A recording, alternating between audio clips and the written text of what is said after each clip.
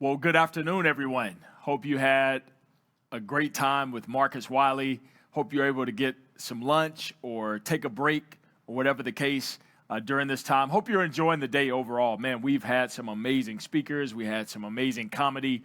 And we're here back with you again to close out the afternoon with two dynamic presenters and interviewees, should I say. The next person that I'm going to be introducing is Cheryl Bachelder. Now, Cheryl was not able to be with us today live, so we actually pre-recorded the session with her. And Cheryl has an incredible background. You'll hear all about it during the actual interview. She was the CEO of Popeyes Chicken. She serves on the board for Chick-fil-A, among others. She's a globally renowned leader, Fortune 500 leader, and I can't wait for you to learn more from her and her story. So without further ado, we'll turn it over there, and I'll see you back here momentarily to wrap up the afternoon with Craig Williams, who is the CEO of Brand Jordan for Nike. We look forward to seeing you again soon. Well, Cheryl, thank you so much for being willing to join us today for the iWork 2021 Hiring Expo. And so as mentioned via email exchange, our first day is really comprised of some powerful leaders like yourself who have industry experience, who have literally led large organizations and impacted thousands of lives. And on day two, we're actually going to have the opportunity for those who join us to interview with multiple companies. We have over 50 companies that are going to be present with over 1,000 jobs available for people to actually log on to our virtual career fair. And those individuals will actually have the opportunity to get hired on the spot. So I'm extremely grateful for you. You are extremely busy. And so, man, the fact that you would carve out time, 30 minutes or so to spend this time with us, to pour into those who will be joining us on our platform is just magnificent. So thank you so much, Cheryl, for joining us today. Oh, my pleasure, Anthony. I'm so excited about what you're doing and about getting more people to work. Let's make it happen. Oh, man, great. Well, if you don't mind, because, again, I'm sensitive to your time, I'm going to just jump right into my question because I know people are anxious to hear from you. So, look, I know that you have an incredible track record for increasing both profitability and productivity in large businesses. Yet, in so many ways, you attribute your success to being a people-first leader. I've known you. I've seen you interview. I know so many other high-level leaders who know you. And one of the resounding themes about you is that Cheryl is truly a leader among leaders who values the people she serves. And so I have kind of a two-part question there. One, would you mind sharing a little bit about how your faith plays a role in your leadership style? And then two, and I can circle back. And then two, what were some of the innovative and or disruptive decisions you made as a leader throughout your career so that you could continue to put leaders first and people first? So first and foremost, faith, and secondly, innovations and disruptive thought, how you continue to make sure you put people first. Well, I thank you for the first part of that question because few people ask you what is the principle that comes from what you believe that impacts the way you work. And I think that is the most important question for each of us to ask ourselves.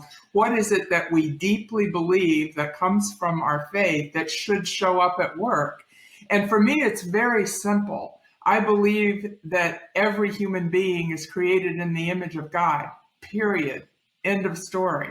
Regardless of any other circumstance in their life, they are first and foremost. They have innate dignity given to them by their creator, not by me. And so that frames up how I think I should act at work with those people. And I just believe that most of us, even that say we have a principle of dignity, we do not bring it to work with us. I'll tell you a short story. I was really impacted by a book called Unbroken, which is the story of Louis Zamperini, a POW in the Japanese POW camps. I mean, it's a phenomenal story, and I got to hear him tell it live before he passed. And what stayed on my heart in the book Unbroken, the author says, without dignity, identity is erased. And it's in fact a strategy of a POW camp to eliminate your self-worth, to eliminate your value. And all of us can say, that's tragic.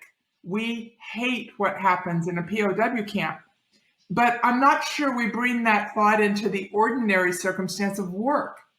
Do we express the same dignity for the human being in the workplace that we would expect, a human to be treated with under a difficult circumstance like Louis Zamperini? And I think the answer is we seldom bring that principle to bear. Because if we did, the golden rule would show up, for one thing, right? We would think enough of the other to say, I will treat you as I would want to be treated, right? That's a simple and clear faith statement of Christianity and 8 other major religions of the world, right? If we just brought that one thesis into the work, it would change the game. And here's how it changes the game. It says, as a leader, my job is to create a workplace where all these lovely people can thrive and perform their best. It's my job to set them up for success. So here are my 2 disruptive ideas that I think are underexpressed. One is the leader's job is to focus those people on the few vital things that will impact the business's performance. And most leaders fail on this point. When I came to Popeyes, they were working on 128 different things, and sales and profits had been declining for 7 years. That is not a formula for success. Your job as a leader is to clarify the direction of the company, give them the vital few things that will produce performance results, and set them up for success. Now, the second one is more in that people first camp you mentioned, which is know your talent. So I'm going to give you clear direction on what we need to work on. But as your leader, whether I'm the CEO or whether I'm the project manager or the frontline manager, my job is to know you well enough to put you in the conditions for success. I need to know your strengths. I need to know a little bit about your life story. How'd you end up here? I need to know about what your beliefs and values are, right? To put you in a position to put those values to work. And the more I know you, the better position I'll be in to put you in the right job, to develop your gifts, and to help you contribute your best to the organization. So 2 simple but often overlooked roles of a leader: focus on the vital few so that they're working on the right things, and 2, know your people well enough to set them up for success. Wow. And Cheryl, you're right. I mean, those are simple, but not easy to execute and implement across many organizations. And so truly grateful that you have exhibited such levels of discipline to make sure that those principles were lived out over and over and over through your years of leadership success and across your leadership journey. Just a quick, small pivot on that.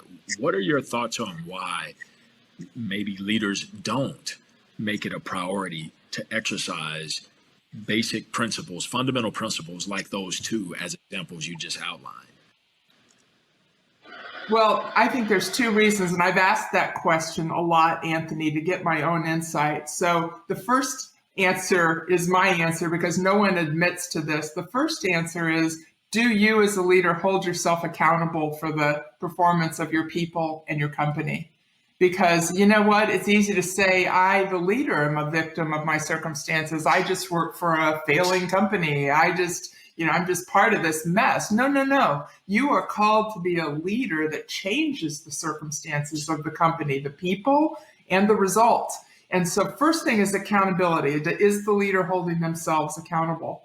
And the second thing is, the number one reason everybody gives me that they don't know their talent and train their talent is time.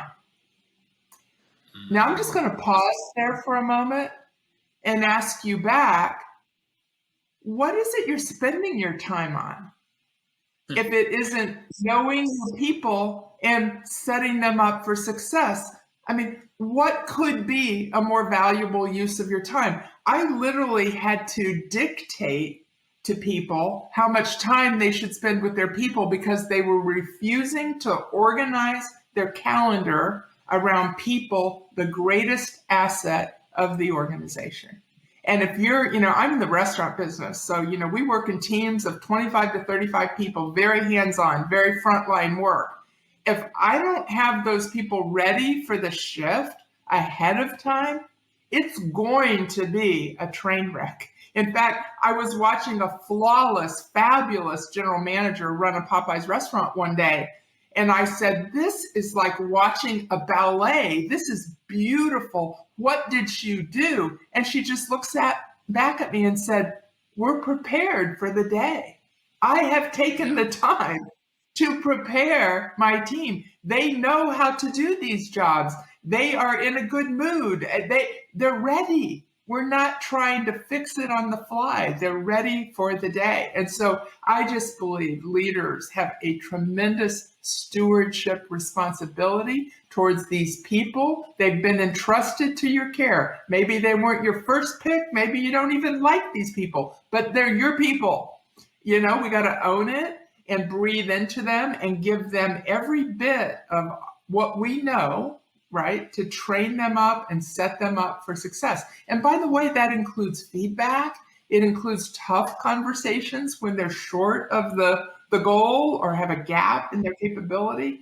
Yeah, the caring thing to do is to talk through those one-on-one, privately, not publicly, but bring them into a position to contribute better to the team. I often say that we don't have a time management issue. We have an energy management issue, right? It's more prioritization because we all have the same 24 hours in a day, 168 hours in a week. And so to the point you're making, many leaders don't make it a priority to actually invest in their people. And that actually leads us to another question that I wanted to ask you regarding your perspective on the importance of developing frontline customer-facing talent. Like, what are some of your thoughts on why that should be such a critical priority? A lot of our exchanges on a day-to-day basis are, with people and businesses. And sometimes I think a lot of times in business, we see the numbers and we see the back office as the highest priority versus understanding that, the way you continue to bring customers back to you is through the engagement process of engaging your customers. And so talk a little bit about that, if you don't mind, like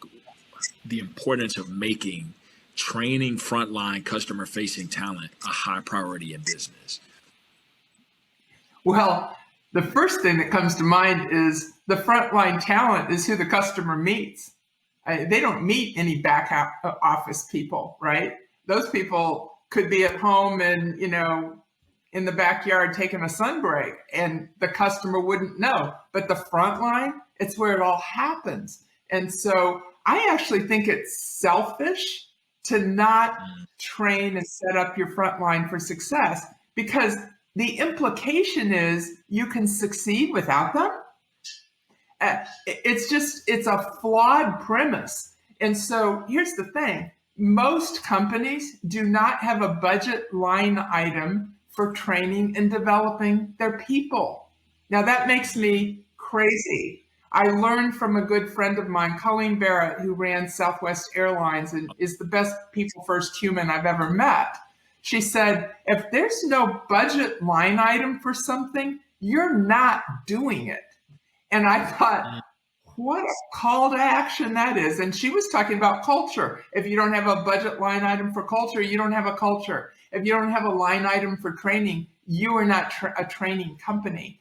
And I just don't have any idea how you come to the conclusion that people could possibly perform their best work for you without you setting expectations through training, right? Training is teaching people the expectations. How do we make the product correctly? How do we serve the guest? How do we handle a complaint? How do we handle stress? If I don't explain and set you up for success on those points and you hit them cold without preparation, very low probability that you're going to do that well. And then I'm going to be disappointed. So to me, this is like saying, I understand that the people the customer meets are my frontline team, and I'm going to give that everything I've got to set them up for success, to your point, so that the customer could experience the wow. That's the only wow there is. Another point about training that I think is overlooked is there is the written down training, right? The procedures, the policies, the manuals. This is a bit of a challenge to the frontline. Do you ever read that stuff? Because, it is written for your help and for your preparation. And I was always found it remarkable how many people opened the training manual or put up the poster on how you make the product, or the basics. I walked in the back of a restaurant in Harlem in New York City, really high volume restaurant, but stressful work environment. And this restaurant got the highest ratings every time we did a quality audit in the country. Always got 105 on 100 scale. So I walk up to this manager and I said, I just have to meet you. You are amazing. You must tell me what you do so that I can share it with others. And she said, I read the procedures that you send me and then I do them. Stop. Basic. And I went, wow, what a concept. And so, those are the two things. As leaders, our accountability to do the setting up of expectation, that's our job, that's called training. And then the individual's job, do the training, read the manual, give it your best shot. Together we're magic, not together we're tragic, together we're magic if we both do our jobs, right?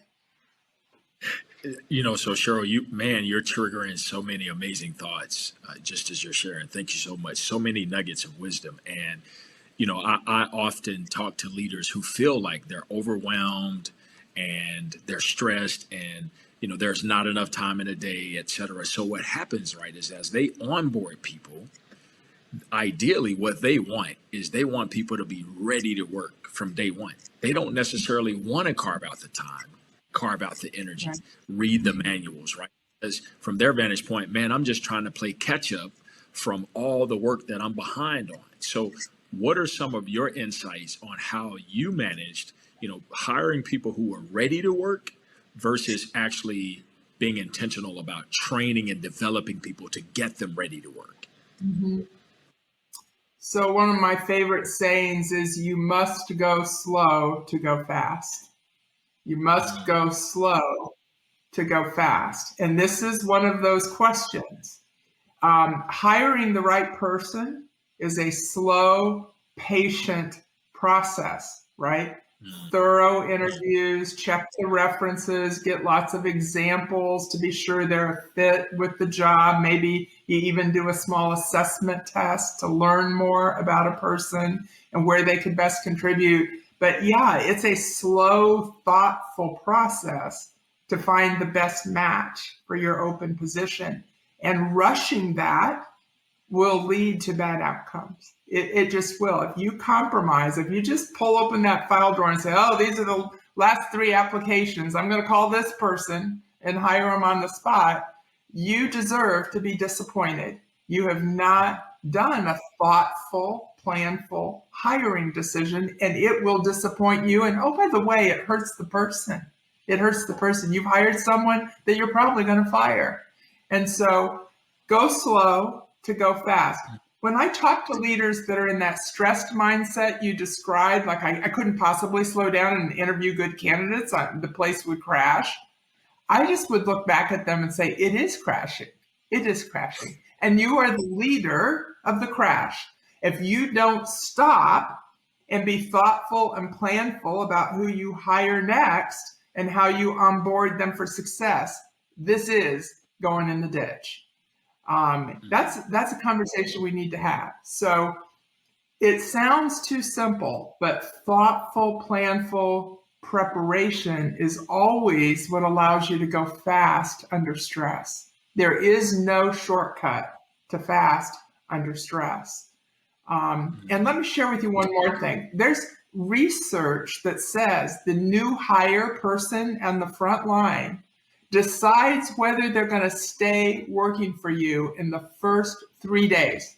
You've got 3 shifts to convince them that this is really where they want to work. Now, nobody leaves at the end of 3 days. They don't quit, but they basically mentally quit if it doesn't go well.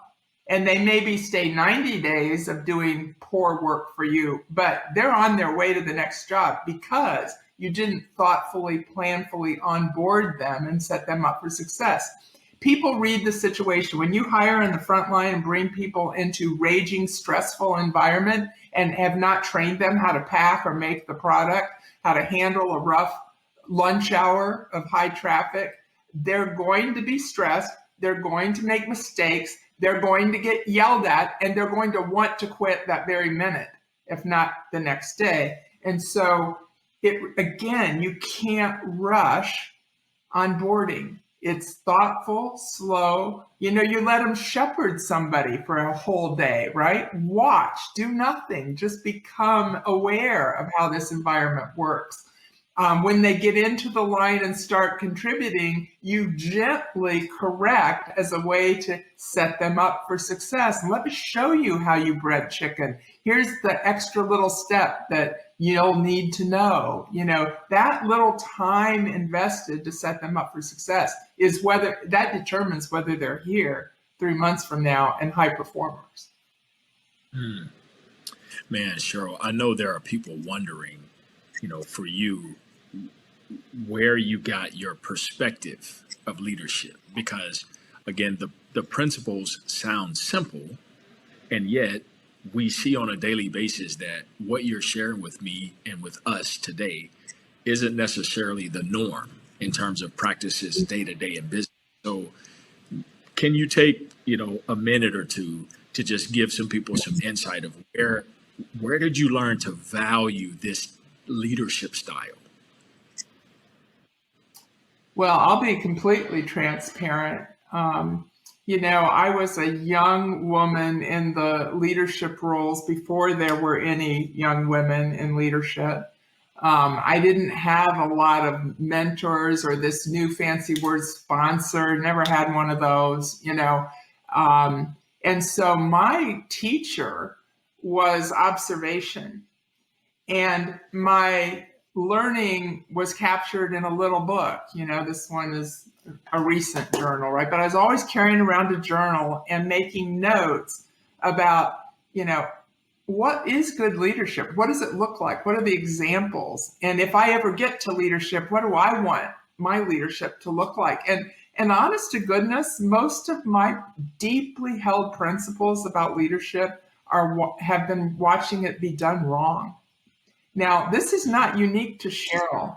I believe each and every one of us who has had a job, have you all had a job, right? My bet is you've worked for somebody good and somebody not so good. Have you sat down and made a little chart for yourself of what the good ones did that made you feel valued, prepared, set you up for success? Did they listen to you? Did they set clear expectations? Did they give you fair and candid feedback in the moment? Did they treat you with respect? I mean, we know, right? We are workers. We know what it feels like to be on the other side of this.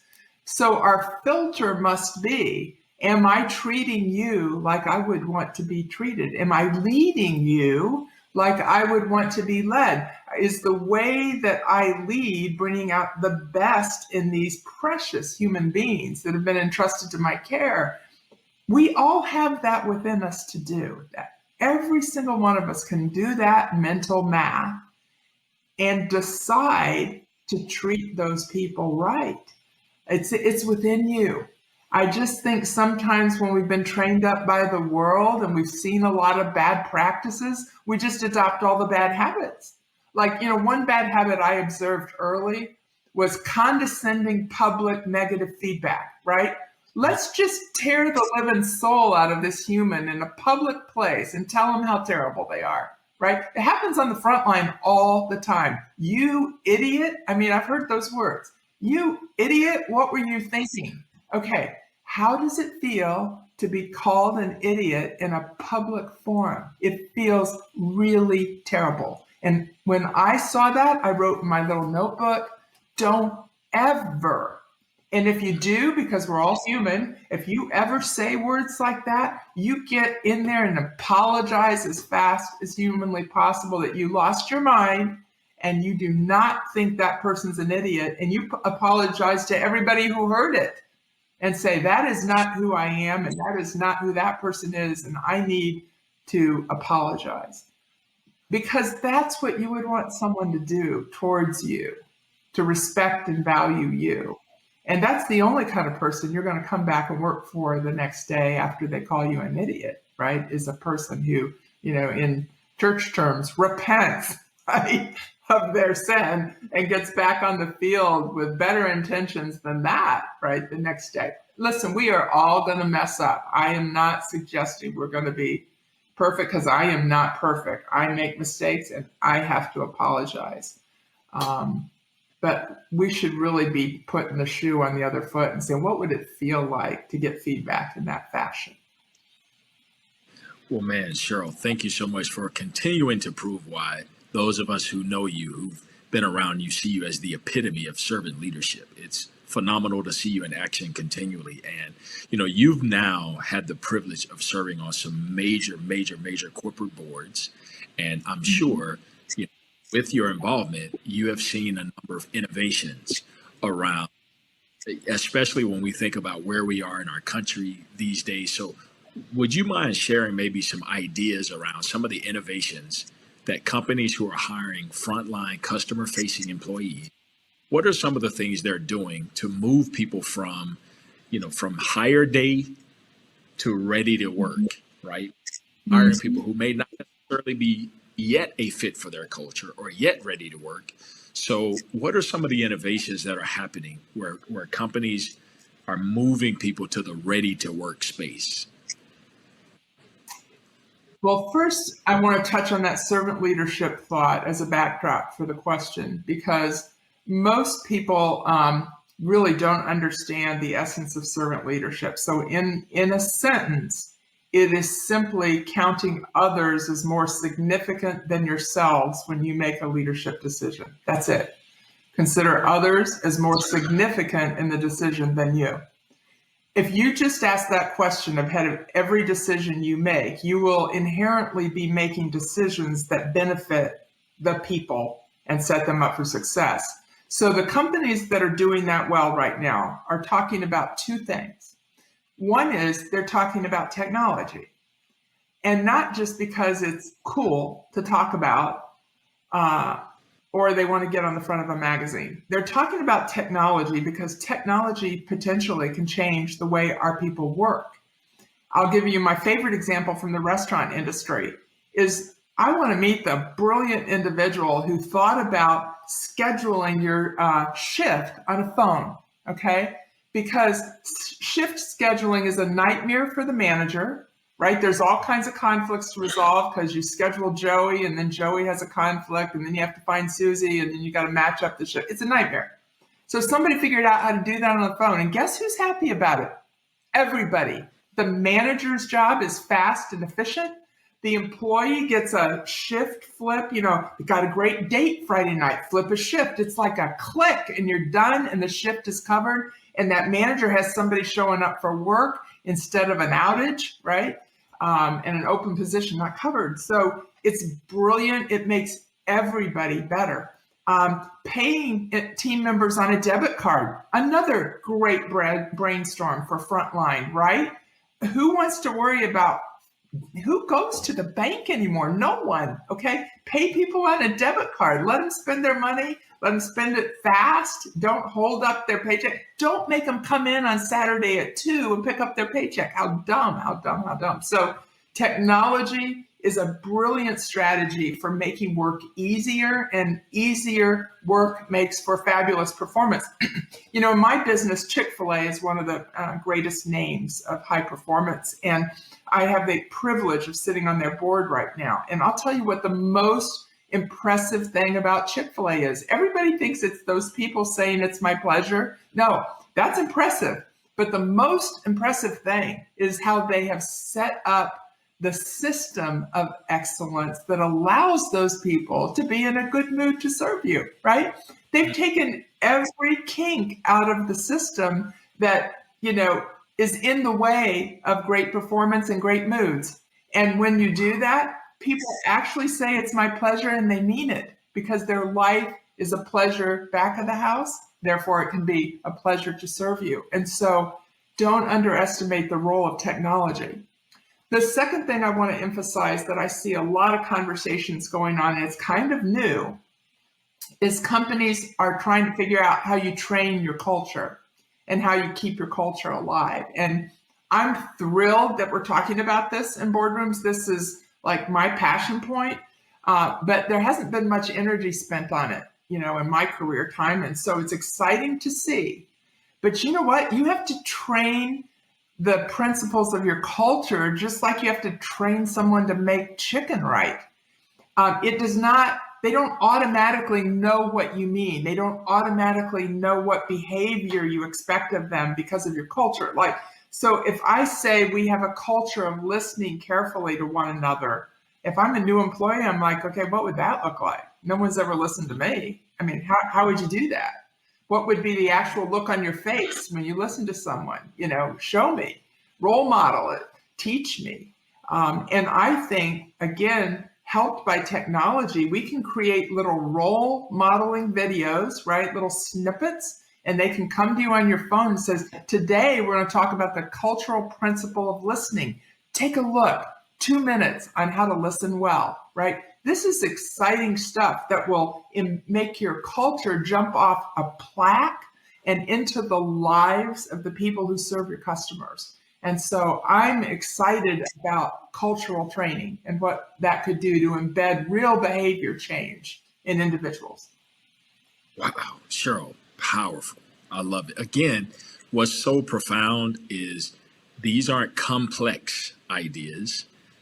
They're simple ideas, but just difficult in many cases for people to execute. And so I love that. I love it, how simple you're making it. Two final questions for you.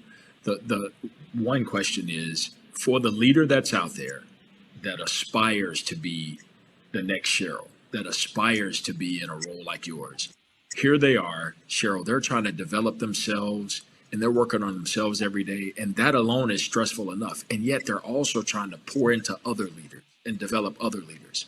What advice would you give to that young leader or even that middle career leader who man, I really want to sit where Cheryl sits one day, but man, I'm trying to develop myself and trying to develop everybody else. And it's just so overwhelming and stressful. What do you tell them? Well, I think you gave us the most important clue, which is the word learning. I've often said that leaders who stop learning stop leading.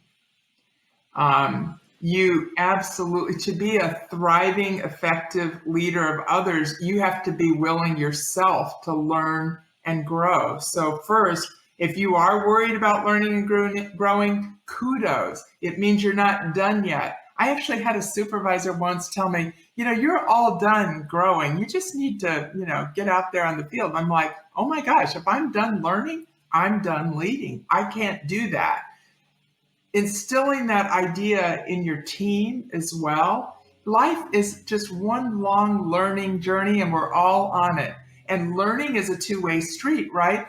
We learn together in the workplace, right? I try something as a leader, you respond to it, it goes well, it doesn't go well, we learn.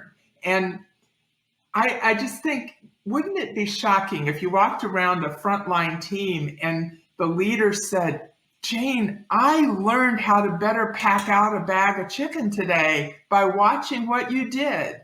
That is awesome. I'm better off because I've learned from you. And if a leader established that mindset that I'm open to learning from you, imagine how much more willing the team would be to learn from them. And so, then at the end of the day, the team member says, today, Jane showed me an extra special trick to speed up my packing on the line. And it made me faster and better. And I felt such a sense of pride. Those are the awesome moments in the teacher-student relationship that we all have every day of our lives and in the workplace. So learning continuously and learning together is the essence of great leadership. Don't ever be done. Don't ever be done learning. My last question for you, and know people, we could go on and on, but my last question for you is simply, how do people get in touch with you? I know that there are people who are going to want to follow you, who want to learn more about you and your story and some of the projects that you've produced, some of the resources, the books you've written. Tell us a little bit about that and how we can get in touch with you, how we can invest in you for those who want to pick up products. Let us know. Well, thank you for asking. My calling is to be an encourager of you in your leadership journey. So this is what I do now for a living full time, that I don't run a company. I have a website. It's my name, which is a bear to spell, but it's CherylBachelder.com. If you want to Google search it, the site's called Serving Performs. And what it's about is all this work of servant leadership, which I captured in a book called Dare to Serve, How to Drive Superior Results by Serving Others. This is my guidebook to you. It has 40 reflection questions that you can ask yourself to develop yourself as a leader. And on my website, you can go back through blog posts and learn from other leaders that I've interviewed, just like this, and the teaching stories of the powerful teacher, to hear lots of stories of people applying these principles. And so do that. If you literally want to connect with me, you can do it through the contact form on my website or through LinkedIn. But if you do LinkedIn, would you please say, hello, Cheryl, I saw you on the iWork, because these LinkedIn people that you've never met from anywhere in the world, right? You have to have some idea whether to press yes. And so, yes, introduce yourself. Say, I want to connect with you, and I would be thrilled to be connected with like-minded people on a journey of learning how to lead. Well, thank you so much again for your time, Cheryl. It's so great to see you again. You never cease to amaze me. Each time I've been in a culture or an environment with you, you always keep stepping your game up. So I continue to learn from you every time I'm around you. And so it's such an honor to have had the opportunity to interview you and to be in your presence today. Man, may God bless you. And I'll look forward to seeing you again very soon. As will I.